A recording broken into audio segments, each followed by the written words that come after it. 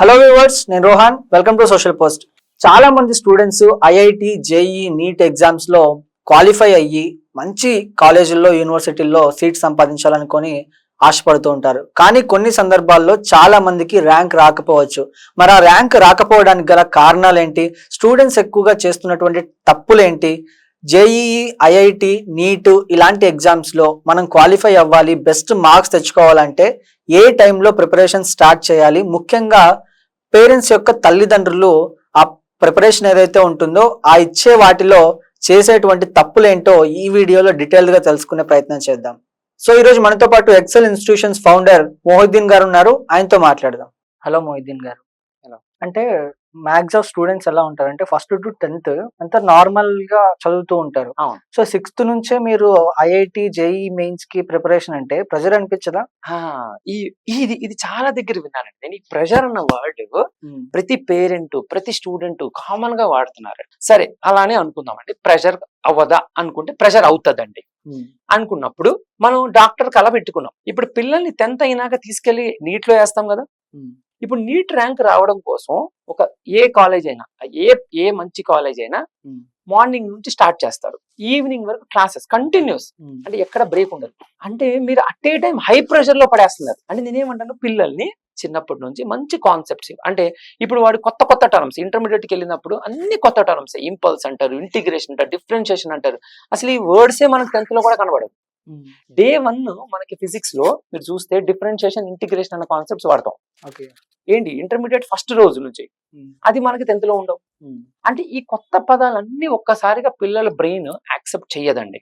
మన brain, human brain ఎలా ఉంటది, న్యూ థింగ్ ని అట్ ఏ టైం యాక్సెప్ట్ చేయదు. మెల్లగా, అంటే దాన్ని స్లోగా దాన్ని మనం క్రియేట్ చేస్తూ ఉంటే, ఇంటిగ్రేషన్ రోజు ఒక 1 year చేశాడు, నెక్స్ట్ అది ఇంటిగ్రేషన్ అనగానే వాడికి అంత కొత్తగా అనిపించదు, కష్టం అనిపించదు, ప్రెషర్ అనిపించదు. సో మనం చిన్నప్పటి నుంచి ఏం చేయాలి, ఒక బేసిక్ ఫౌండేషన్ ఇచ్చుకుంటూ వస్తే అప్పుడు సడన్ నీట్, నిజమైన నీట్ కోచింగ్కి వెళ్ళినప్పుడు అది వాడికి చాలా లైక్ ఒలిచి అట్టిపండు చేతిలో పెడితే ఎంత ఈజీగా తింటాడో అంత ఈజీగా దాన్ని నీట్ ఎగ్జామ్ క్లియర్ చేస్తాడు.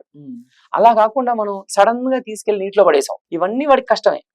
ఈ ప్రతి కష్టాన్ని అధిగమించాలి, అందరూ అధిగమించలేరు. అలా అని 100% సక్సెస్ అవుతారా?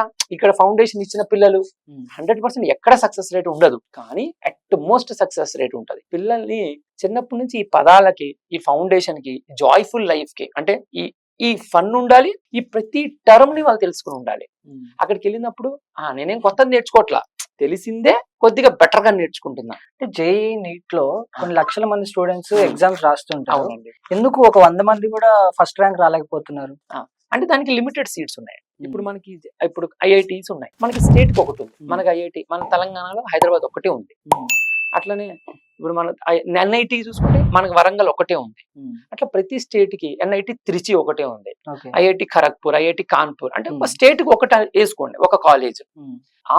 ఒక కాలేజ్ లో ఎంతమంది, ఒక 10,000 మంది అనుకోండి, అంతే కదా. ఇప్పుడు ఎంతమంది లక్షల మంది రాస్తుంటే ఒక లిమిటెడ్ నెంబర్ ఆఫ్ సీట్స్ ఉన్నాయి. సో దానికోసం అంటూ ఒక బెటర్, ఎవరైతే ఆ ర్యాంక్ ని సాధించగలరో వాళ్ళు మాత్రమే ఐఐటిలోకి ఎంటర్ అవ్వగలరు. అంటే ఆ ర్యాంకే ఎందుకు అందరూ సాధించలేకపోతున్నారు, లోపం ఎక్కడ ఉంది అంటున్నా. అందరు ఎందుకు సాధించలేకపోతున్నారు? ఒకటి ర్యాంకింగ్ సిస్టమ్, అంటే ఇప్పుడు టాప్ ఉన్న వాడికి నెంబర్ 1 ర్యాంక్ రావాల్సిందే. ఇప్పుడు మనకి 10,000 ర్యాంక్ ఉన్న వాళ్ళ వరకే సీట్లు, దాని తర్వాత వాళ్ళు రావు. ఎందుకు రాలేకపోతున్నారు? ఇదే చిన్నప్పటి నుంచి ప్రాపర్ ప్లానింగ్ లేకపోవడం వల్ల. చిన్నప్పటి నుండి ప్లానింగ్ ఉండాలి. సరే, ఇంకో క్వశ్చన్ ఏం అడుగుతారు మీరు, అసలు ఐఐటిలోనే ఎందుకు చదవాలి? ఇది వస్తుంది. నార్మల్ కాలేజీల్లో పిల్లల్ని చదివించకూడదా? మీ ఐఐటిలోకే ఎందుకు ప్రెషర్ పెట్టాలి పిల్లల్ని? అలా ఏం లేదు. ఈ ప్రెషర్ అన్న పదం ఇంటర్లో మీరు తీసుకెళ్లి వెంటనే పడేయడం వల్ల ప్రెషర్. చిన్నప్పటి నుంచి మెల్లమెల్లగా అలవాటు చేస్తే ప్రెషర్ ఉండదు. ఇంకో క్వశ్చన్, ఐఐటిలోనే ఎందుకు పడేయాలి? ఐఐటీస్ ను మీరు కంపేర్ చేసుకుంటే 95% స్టూడెంట్ సక్సెస్ రేట్, అంటే వాళ్ళు ఇదే ప్లేస్మెంట్ అవుతారు, లేదా వాళ్ళు ఓన్ కంపెనీ స్టార్ట్ చేసుకుంటారు, లేదా వాళ్ళు అబ్రాడ్ వెళ్ళిపోయి సెటిల్ అవుతారు. 95% సక్సెస్ రేట్ ఉంటుంది. ఇప్పుడు చిన్నప్పటి నుండి ఒక ఫాదర్ కళ ఏముంటది, బాబు సక్సెస్ అవ్వాలి. సక్సెస్ అంటే ఒక మంచి ఉద్యోగము, లేదా వాడంతటా వాడు 10 మందికి ఉద్యోగం ఇవ్వడము క్రియేట్ చేయగలగాలి. ఇప్పుడు మన టాప్ ఐఐటీఎన్ చూడండి, సత్య నాడెల్లా, మైక్రోసాఫ్ట్, గూగుల్, ఐబిఎం, ఇన్ఫోసిస్, అందరూ ఐఐటీఎన్సే. వాళ్ళు చిన్నప్పటి నుంచి ఒక మంచి ఫౌండేషన్ ఉంది కాబట్టి వెళ్ళగలిగారు. వాళ్ళు జాబ్స్ ఒకటేనా? ఫౌండర్స్ చూడండి, ఫ్లిప్కార్ట్ మన ఐఐటీఎనే, ఓలా మన ఐఐటీనే, జొమాటో మన అంటే ఇలా చూసుకుంటూ పోతే మన ఐఐటియన్స్ వరల్డ్ ని లీడ్ చేస్తున్నారు. సో ఈ ఐఐటి ర్యాంక్ అనేది ఒక స్టూడెంట్ కి 95% సక్సెస్ రేట్ ని ఇస్తుంది, ప్రాబబిలిటీ ఇస్తుంది. సరే సార్ ఐఐటీలో రాలేదు, అప్పుడు ఏంటి? నెక్స్ట్ ఎన్ఐటీస్ ఉన్నాయి. సేమ్ వే మనకి ఎన్ఐటీస్ లో ర్యాంక్ వస్తుంది. అదే ఐఐటీలో ర్యాంక్ రాలేదు, వెంటనే ఐఐటి జేడబ్ల్యూ మెయిన్స్ ఎగ్జామ్ ఉంటుంది, అందులో క్వాలిఫై ఉంటాడు బాబు, ఎన్ఐటీలో వస్తుంది. 90% సక్సెస్ రేట్. అంటే శాలరీ మారచ్చండి. ఇప్పుడు మీరు మొన్న రీసెంట్ గా చూడండి, ఐఐటి హైదరాబాద్ లో బాబు 2.5 crores స్టార్టింగ్ శాలరీ. ఏం చేస్తే ఒక పిల్లలు నార్మల్ కాలేజ్ చదివిన పిల్లలు 2.5 crores కి వెళ్తారండి? ఇది ఐఐటితో సాధ్యమైంది. వాడు ఏ రేంజ్ కి వెళ్తాడు? వాడు ఒక సత్యనాడెల్లా, ఒక మైక్రోసాఫ్ట్, గూగుల్ సిఇఓ ఆ రేంజ్ కి వెళ్తాడు. అంటే ఐఐటిలో టీచింగ్ అలానే ఉంటది, నార్మల్ కాలేజ్ లో సబ్జెక్ట్స్ మారుతాయా? బాబా ఏమైనా ప్రశ్న అండి ఇది. సబ్జెక్ట్ ఒక్క సబ్జెక్ట్ కూడా మారదు. మరి ఎక్కడ లోపం? ఎక్సలెంట్ క్వశ్చన్ అండి. ఫెసిలిటీస్ ఇప్పుడు నాకు ఒక ల్యాబ్ చేయాలండి, నేను క్లౌడ్ కంప్యూటింగ్ మీద నేర్చుకోవాలి, నేను ఏఐ మీద నేర్చుకోవాలి, ఒక కోర్స్ చేయాలి. ఇప్పుడు నేను ఏఐ మీద ఒక కోర్స్ చేయాలంటే ఒక నార్మల్ కాలేజ్ లో నేను స్టూడెంట్ ని, నేను ఒక ఫర్ ఎక్స్ ఇంజనీరింగ్ కాలేజ్ లో ఒక నార్మల్ కాలేజ్ లో స్టూడెంట్. నాకు కాలేజ్ లో ఫెసిలిటీస్ ఉండవు. కాలేజ్ లో ఏముంటాయి? As per the norms class rooms ఉంటాయి, ల్యాబ్స్ ఉంటాయి, కానీ ఏఐ మీద ల్యాబ్స్ లేవు. ఇప్పుడు లేనప్పుడు వాడు ఎక్కడికి వెళ్ళి నేర్చుకోవాలి? బయటికి వెళ్ళి నేర్చుకోవాలి. అంత టైం ఉంటుందా? పిల్లలు కాలేజ్కి వెళ్ళి మళ్ళీ సాయంత్రం వచ్చి మళ్ళీ ఒక కోచింగ్ సెంటర్కి వెళ్ళాలి. సరే వెళ్ళాడు, నేర్చుకున్నాడు, మరి అది ఎక్స్ట్రా బర్డెన్, అది ప్రెషర్ అవుతుంది. అక్కడ ప్రెషర్ అవ్వట్లా పిల్లలు, అది చెయ్యడం లేదు. ఈ ఐఐటీస్ లో ఏమవుతుంది అంటేనండి, ఇక్కడ స్టూడెంట్సే ఒక క్లాస్ రూమ్స్ క్రియేట్ చేస్తారండి. అంటే ఇప్పుడు ఏఐ మీద మన క్యాంపస్ లోనే ఒక స్టూడెంట్ గ్రూప్ వాళ్ళు ఏం చేస్తారంటే, రేపు నుంచి వర్క్ షాప్ స్టార్ట్ అంటారు, స్టూడెంట్సే దాన్ని ఆర్గనైజ్ చేస్తారు. అంటే నీకు మినిమం ఫీజు లో మినిమం ఏవో చార్జెస్ పెడతారు, నువ్వు అక్కడ ఏఐ నేర్చేసుకుంటున్నావు. అండ్ కంపెనీస్ ఏం చేస్తాయి అంటే, వాళ్ళ ల్యాబ్స్ అక్కడే ఎస్టాబ్లిష్ చేస్తాయి. మెకానికల్ తీసుకోండి, ఒక ల్యాబ్ ఎస్టాబ్లిష్ చేసుకుంటారు, వాళ్ళే ట్రైన్ చేసుకుంటారు, వాళ్ళే ఇంటర్న్షిప్ ఇస్తారు, వాళ్ళే రిక్రూట్ చేసుకుంటున్నారు. అది నార్మల్ కాలేజెస్ లో ఉండవు. అదే why can't they do budget. ఇప్పుడు ఇది central government budget, so government funding ఇదంతా. ఇప్పుడు అందులో మీరు ఐఐటి మేము ఏం చేస్తామంటే, పిల్లల్లో మా ట్యూషన్ లో అంటే మాకు పర్మిషన్స్ ఉండవండి. ఐఐటి హైదరాబాద్ లో పర్మిషన్స్ తీసుకుంటాం, వాళ్ళు ఒక లిమిటెడ్ మెంబర్స్ కి పర్మిషన్ ఇస్తారు విజిట్ కి. లాస్ట్ ఇయర్ మేము 5 members తీసుకెళ్ళాం. ఇప్పుడు మేము 5 members ఎవరిని తీసుకోవాలి? మా ట్యూషన్ లో 60 మంది పిల్లలు ఉన్నారు. ఏ బేస్ మీద నేను 5 members ని తీసుకోవాలి? సరే 10th పాస్డ్ అవుట్ వాళ్ళని, 10th క్లాస్ పిల్లల్ని, బాగా చదివే పిల్లల్ని, ఎవరైతే ఇంట్రెస్ట్ ఉన్నారో 5 members ని తీసుకెళ్ళాం. అక్కడ swimming pool, indoor auditorium, indoor auditorium ఉంది, ప్లస్ అవుట్డోర్ ఆడిటోరియం ఉంది, పెద్దవి. ఆ ఫెసిలిటీస్ చూసి పిల్లలు ఆ రోజు డిసైడ్ చేసుకున్నారు, సార్ మేము చేస్తే ఇంజనీరింగ్ ఐఐటీలో చేయాలి. అంటే ఇన్ని ఫెసిలిటీస్ ఒక నార్మల్ కాలేజ్ ఇవ్వడం కష్టం. అలానే ల్యాబ్స్, ప్రతి ల్యాబ్, ఎవ్రీ ల్యాబ్, ఎంఎల్ మీద labs, deep learning, machine learning, artificial intelligence, cloud computing, మీకున్న ప్రతి టెక్నాలజీ మీద ల్యాబ్స్ ఉంటాయి. ఈ ఫెసిలిటీస్ ఒక నార్మల్ కాలేజ్ తో సాధ్యం కాదు. ఒకవేళ సాధ్యం అయితే టాప్ ప్రైవేట్ యూనివర్సిటీస్కి వెళ్ళాలి. ఫీజు కూడా సాధ్యం కాదు. 50 లక్షల కోటి రూపాయల ఫీజు ఉంటది. ఒక మధ్య తరగతి వ్యక్తి ఎలా పెట్టగలడు? పెట్టలేము. అలా పెట్టలేనప్పుడు పిల్లల్ని చిన్నప్పటి నుంచి ఒక ప్లాన్డ్ గా చదువుకోవాలి, ఐఐటి ఫౌండేషన్ పెట్టి చదివించుకోవాలి, ప్రెషర్ పెట్టకుండా. బేసిక్ గా ఒక 1 hour, 6th లో 1 hour పెట్టండి, 7th లో 2 hours పెట్టండి, 8th లో ఫోకస్డ్ వేయండి, 3 hours 4 hours పెట్టండి. అంటే మీరు ఏం చేస్తున్నారు? వితౌట్ ఎనీ ప్రెషర్ ఆ యొక్క ఫెసిలిటీస్ ని ఇవ్వగలుగుతున్నారు. అప్పుడు జాబ్స్ వస్తాయి. థియరీ చూసి జాబ్ రాదండి. నేను సాఫ్ట్వేర్ కోడింగ్ చేస్తా, టీచింగ్ చేస్తా, ఇవాళ వరకు నా మార్క్స్, నా సర్టిఫికెట్స్ ఏ కంపెనీ చూడలా. అంటే ఏం చూస్తున్నారు ఇక్కడ? మార్క్స్ అనవసరం, స్కిల్ చూస్తారు. స్కిల్ కావాలి. ఆన్ స్పాట్ మీకు ఒక ప్రాబ్లం ఇస్తారు స్క్రీన్ మీద, మీరు దాన్ని కోడ్ చేయగలిగారా? జాబ్ వచ్చినట్టే. చేయలేకపోయారా? జాబ్ రానట్టే. Skill matters. ఎగ్జాక్ట్లీ.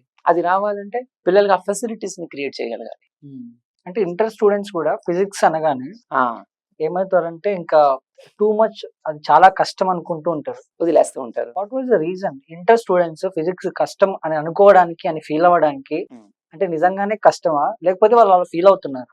అలా క్రియేట్ అవుతుంది. నేను ఫిజిక్స్ టీచర్ అండి. నేను యాక్చువల్లీ జేడబ్ల్యూ నీట్, జేడబ్ల్యూ మెయిన్స్, నీట్ ఫిజిక్స్ లెక్చరర్ అండి.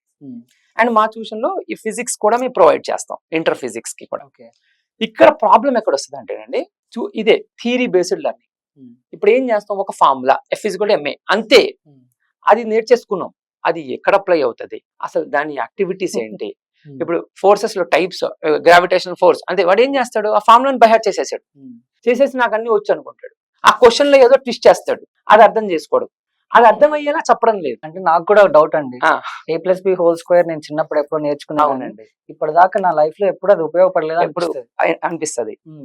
అది మనం ఎక్కడ యూజ్ చేస్తాం? ఈ ఎగ్జాక్ట్. ఫార్ములాస్. ఇంజనీరింగ్ అంటే ఈ డిజైన్ ఇంజనీర్స్ ఎప్పుడైతే మనం ఇంజనీరింగ్ ఫీల్డ్ లోకి ఎంటర్ అవుతామో, ఇప్పుడు ఏరియాస్ కావాలి, అప్పుడు ఇవన్నీ యూజ్ అవుతాయండి. ఇప్పుడు మీరు స్పేస్ టెక్నాలజీకి వెళ్ళారు, అక్కడ అంటే మనం చేసే ఉద్యోగం, మనం చేసే పని, వృత్తి బట్టి మనం అప్లై చేసే టెక్నాలజీ ఉంది. ఇప్పుడు మన ఇండియాలో ఎలా ఉందంటే ప్రతి స్టూడెంట్ అన్ని నేర్చుకోవాలి.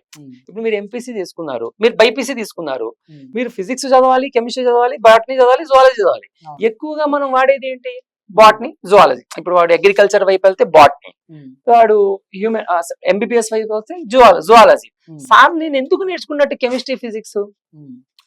ఈ సిస్టమ్ ఉంది మన దగ్గర, అది యూజ్ అవుతాయండి. ఫిజిక్స్ ఎక్కడ యూజ్ అవుతుంది?